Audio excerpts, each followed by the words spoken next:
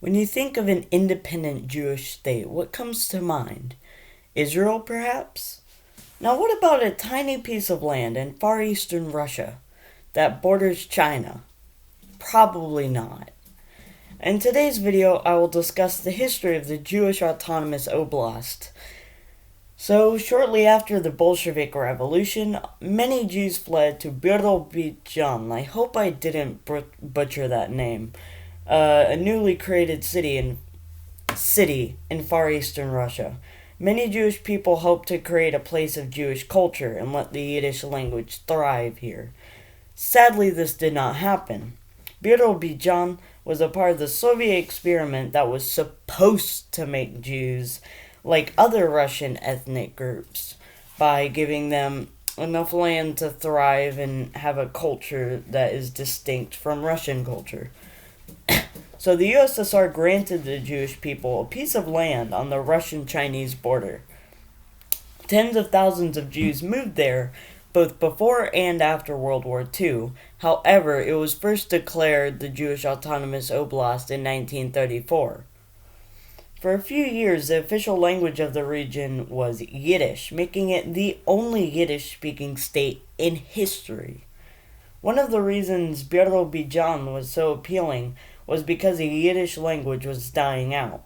Israel's official language was Hebrew, despite how many people in Israel are of Ashkenazi Jew descent. So as the state was first created, how is settlement? Well, to put it simply, disastrous. There were no buildings, no roads, and the land was not ready for people to settle there. However, the Soviet Union kept sending people, despite being well aware of the situation. People came because the tickets were paid by the Soviet Union, one-way tickets. I think it's clear what's going on right now. Because of this, it wasn't just people who wanted free places to go. It was also many businessmen and workers who had been put out of business because private property was banned shortly after the revolution. So they thought, well, I can make a living here in the Jewish Autonomous Oblast. And so which is not what happened. So they believed, of course, that they could make a living in Birobidzhan, but they could not because they had no place to live, no place to set up these small businesses, and they couldn't even cultivate the land. About half of the settlers actually escaped the Jewish Autonomous Oblast, with only a few still having faith in the state in staying. Eventually, the Soviet Union started targeting the Jews. In an act of incredible hypocrisy, the USSR started targeting them for the exact same reasons they guaranteed the safe place. They guaranteed the safe place as a place where the Yiddish language and the Yiddish or Ashkenazi people could thrive and live. And now they're telling them that the major reason that they are attacking them is for the exact same reason, because they are separating from Russia. They're forming a separate culture and a separate group of people, which is literally the reason they were given this land.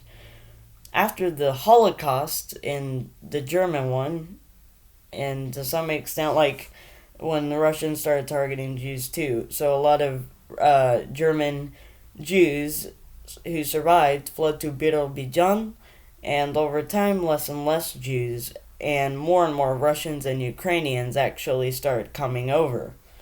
So as of now, Russians and Ukrainians way outnumber Jews in the Jewish Autonomous Oblast, despite the fact that the Jewish Autonomous Oblast was meant for the Jewish people, not Russians and Ukrainians. And right now, the city is, well, now it's a city.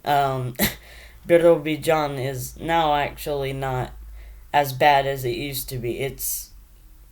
However, there's not too many people who still live there, and However, you can still see a lot of traces of Jewish culture and history there. There's a lot of stars of David's everywhere.